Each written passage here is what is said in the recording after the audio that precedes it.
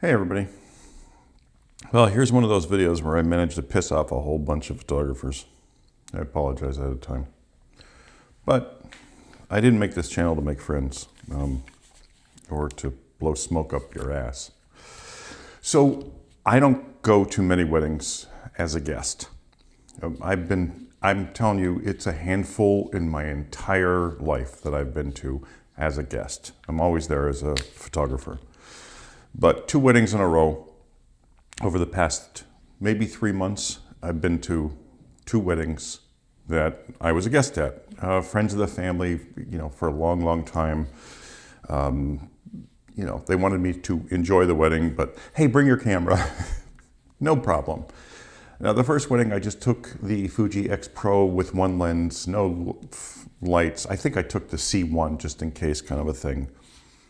And that wedding went well. So in that wedding, there were 3 or 4 photographers, 1 videographer, and they were okay at the church, but still very, very, very present. And then at the reception, the photos of the bride and groom and the reception, they set up, these 8200s all over the place, and like literally blew out all the ambiance with their lighting. The bride and groom got their photos back, and there are harsh shadows everywhere.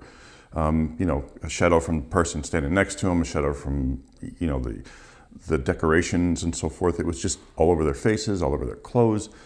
Heavy, heavy shadows. The bride, of course, calls me and says, hey, what can I do? I said, just have them edit them the best they can do. There's nothing else you can do. So the wedding I was at just a couple days ago, there were, I believe, 4 photographers and 2 videographers. And everywhere you looked, there was a photographer in front of something. At the church itself, I was just maybe 1 pew or 2 pews behind the family. And every major event at the ceremony, the rings, the kiss, the vows, everything, all I saw were photographers. Literally, they were kneeling in the center of the aisle, standing in the front of the aisle, and I got to see nothing but the backs of photographers through the entire ceremony for those special events. And again, they had lights set up in every corner of the church, which most churches don't allow anymore. And believe me, you need to have massive insurance if you do decide to do this, and the church allows you to do this. But in any case, I'm presuming the photos are going to be kind of harsh and shadowy, the same every time somebody walks by somebody. Because, when people stand up as the bride comes down the aisle and you're flashing from either side, you're getting shadows of people all over the place. So it didn't make sense to me. But as a guest for this wedding and their special day, for me to be able to see nothing but the backs of photographers was kind of irritating. When I started in this business in 1982, for the studio that I was working at, I believe it was 40 weddings we had to shoot before we can be considered as a primary photographer for a wedding. And God help us if we ever stood in the middle of an aisle during any one of those. We would have literally been fired immediately, or set back and not shot another wedding for quite a while. Anyway, I'm done with my rant with weddings. I know that a lot of people want the whole Hollywood production and for their wedding, which, to each their own. But even if they do want the Hollywood production type of look with 10 photographers, you got to be respectful. There's decor that you have to stick to. You can't just stand in the middle of the aisle and say, hey, screw it to all the guests and family that came to see their loved ones get married. They're not there to see the back of a photographer and to see 60 flashes from 4 different photographers going off continually through the thing. You gotta set your priorities and think about the bride and groom. Yeah, you're going to deliver an amazing album. And I'm sure these photographers are wonderful. And I'm sure the photos will be great. But the only thing that all the guests and family remember are the backs of your heads. So, where do you draw the line? Again, sorry for the rant.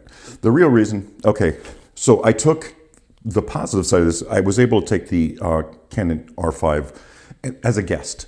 I wasn't anybody's way. I didn't travel anywhere. Like, I didn't move my feet to go to get a better shot, except 2 times.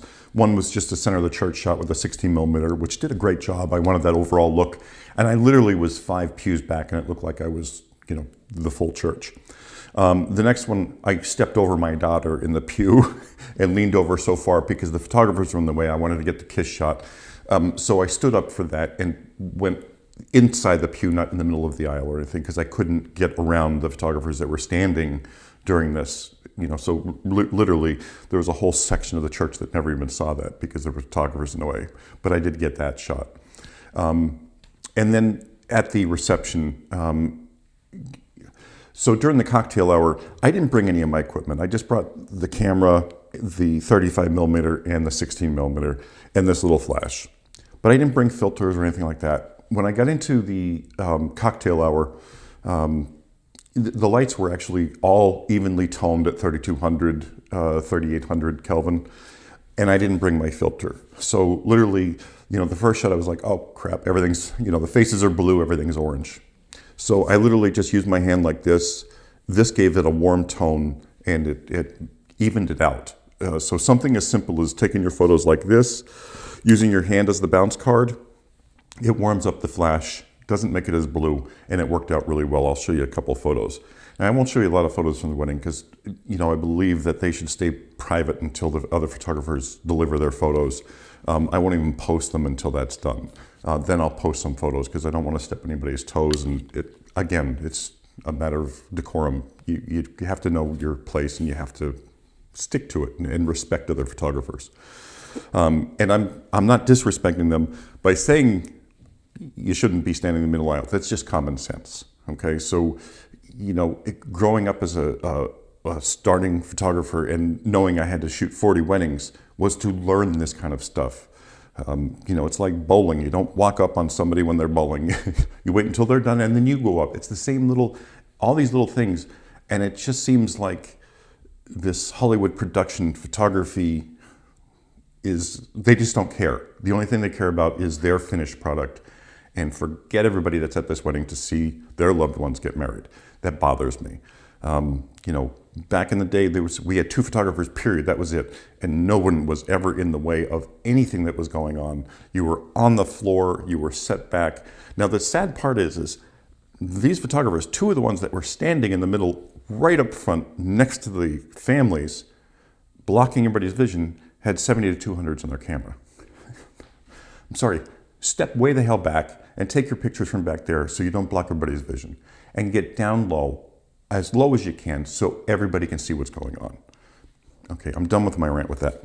Anyway, this camera was fantastic. I have some learning to do with it. The eye autofocus worked great. And I shut off some focus options prior, because I was working in the studio and I forgot to put them back on. So when they were on the dance floor and stuff like that, I couldn't switch to those focus options quickly at one point because I had them shut off. Obviously I turned them back on, but that was an issue. So just some learning curves, maybe some setting the what do you call it? Anyway, if I set up the custom 1, custom 2, I'll be able to fix that issue. But again, that's why you need to know your equipment inside and out. And this wedding gave me a really good heads up on, hey, this is what you need to fix, this is what you need to work on. Anyway, I hear just a couple photos really quick, of the cocktail hour and this, and I'll show you one without, so you'll see what the difference is. And a couple from the dance floor. Now, I shot this with one camera, a tiny little flash, no flashes anywhere else, and the images look like this. Now, I understand that a lot of you, and don't hate me in the comments, it's just the way it is. You set up 4 flashes in every corner of the room and start blasting this, you're not getting these colors anymore. You're not getting the look that they spent so much money on. This couple spent a ton of money on the look of this wedding, the uplighting, the decorations, the ambiance, and it's just going to be blown out with flashes. Again, I'm sure they're going to be sharp, clean images, but I'd rather a little bit of grain at 3200 with ambiance than a perfectly lit, no grain, solid image. But you'll understand. Anyway, here's some quick shots of the wedding that we did and that I did as a guest. And if I was on the floor, on the dance floor, I was down on my knees, so I was in nobody's way. It just took a couple shots. And the one church shot that I'm going to show you, because I just don't want to show too much, because it's, like I said, it's their wedding day, is literally from the pew. I didn't take anything outside of any other area. But yeah, just if you're one of these, Hollywood production, fashion show kind of photographers for weddings, that's all great. And I'm sure the bride and groom specifically wanted that from you. But have some respect for the people that went to the wedding. Have some respect for everybody else. Now, you can't tell people they can't take pictures, okay? You can tell people that, hey, wait until I'm done. And I do this myself. So this is the other aspect of this. Having photographers saying, put your cameras down. You can't do that. People that they have phones, they're going to take pictures. Say, hey, could you just wait 1 second until I get my photos? Because their eyes are going to be at me for that 1 second. And if your cameras are up, they're going to be looking everywhere else. So just wait 1 second, I'll grab my shot, and then I'll step back and you guys can take your photos. That's all you have to do. Be respectful, let them take their photos. Who cares? You're the one paid to be there. You're going to have great shots. Let them take their photos. Okay, I'm done with my rant, I promise. And if it pisses anybody off, I apologize, but I'm right. Okay? I've been doing this since 1982. Just respect the people that came to see that wedding. Just a little respect. Okay, thanks. Have a good day. Talk to you soon. So here's my rant with the photographer standing in front and not respecting the people that are there to enjoy the wedding. I have many of these photos, but here are some examples. This is 2, 1, 3. There's more on the floor. This is what my view was the entire wedding. And this can happen. This is just one from the cocktail hour. This is just my daughter.